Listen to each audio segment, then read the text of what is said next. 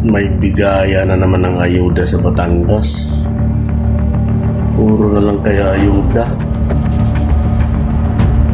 Nagbawas na nga kaya ang pera, magdagdag pa kayo. Panoorin nyo to guys. Siniwalat na naman ni Leandro Lebiste. Ang kapal ng muka ng mga politiko na pinipigil ang pamimigay ng ayuda na hindi naman galing sa sarili nilang bulsa. Si President Marcos ay nasa Batangas City ngayon para magbigay ng 200,000 pesos para sa bawat barangay. Pero hindi niya alam, at least 84 barangays ng Batangas ang hindi inimbitahan. Isang kapitan, sinabihan ng presidente ng Liga ng Barangays ng Batangas na hindi sila kasama dahil nagtatampo raw sa kanila si Governor Vilma Santos Recto. Siguro naman hindi ito alam ni President Marcos. Siya ang nasisira dito kasi ang pangako ay galing sa kanya na bawat barangay makikinabang at hindi ito natutupad ngayong araw. Ngayon, naiparating namin ito sa Malacanang at sinabi nila na ihahabol nila ang 200,000 pesos para sa mga barangays na hindi naisama ngayong araw.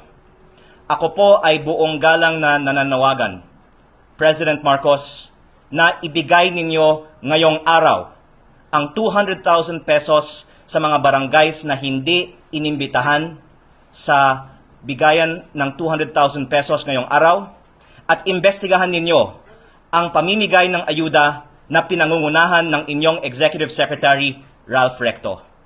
Habang hindi naayos ng gobyerno ang pamimigay ng ayuda, isuspindi dapat din ang excise tax at VAT sa langis para hindi na madamay ang ating mga kababayan sa maling sistema ng pamimigay ng ayuda.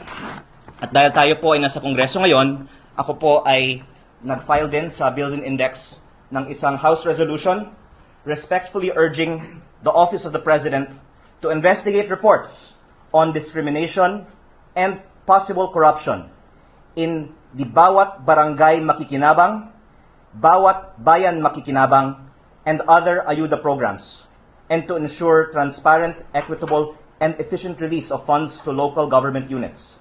Base po sa karanasan sa aking distrito sa Batangas, kung saan ang mga tricycle drivers at mga magsasaka at mangingisda ay hindi pa nabigyan ng ayuda, napakabagal po ang tugon ng gobyerno, kaya mas mabuting ibaba na lang ang VAT o excise tax. Pero kung saan nagbibigay naman ang ayuda, ang reklamo naman po ng ibang mga tricycle drivers ay ang haba ng pila, may report nga na may namatay nung isang araw, at ito po ay systemic issue sa lahat ng mga ayuda programs o kahit ibang klaseng mga pork barrel ng ating pamahalaan. Kaya nakikiisa ako din sa ibang mga kasamahan ko sa Kongreso na nagsabi na yung inanunsyong bawat bayan makikinabang program ay isang form din ng pork barrel dahil sa halip na ibigay na lang sa lahat ng mga bayan sa ating bansa sa pamamagitan ng formula tulad ng National Tax Allotment, pinipili sino at magkano ang bibigyan.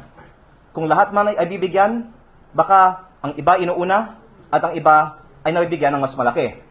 Kaya gusto ko din sanang isa-publiko na lang ng gobyerno magkano ang natatanggap ng bawat municipality, city, and barangay sa ating bansa sa ilalim ng bawat bayan makikinabang program para din tiyakin natin na walang korupsyon sa alokasyon ng pondong ito dahil meron akong isang unconfirmed report sa aking distrito ng isang LGU na inalok ng isang middleman ng pondo sa ilalim ng Local Government Support Fund kapalit ng komisyon. At nung nabanggit ko din ito sa iba, ang tugon naman ng iba ay ganyan talaga ang sistema, talamak daw. Ang bentahan ng pondo kapalit ng komisyon, hindi lang sa DPWH, pati sa bagong pork barrel sa bawat bayan makikinabang. Hindi man pa napatunayan na may korupsyon, ang aking panawagan ay isa publiko. Magkano ang natatanggap ng bawat isang LGU sa ilalim ng programang ito, pero ang kumpirmado ay ngayong araw Nangako ang ating presidente na bawat barangay makikinabang sa Batangas, pero may 84 barangays na hindi inimbitahan, pero na-acknowledge nila ang kakulangan na ito, kaya sinabihan sila na ihahabol na ang mga 200,000 pesos nila. Pero ako po ay narito para sana madaliin nila, kasi kawawa naman ang mga barangays na hindi kasama sa bawat barangay makikinabang. Botol, Abi, Vlad!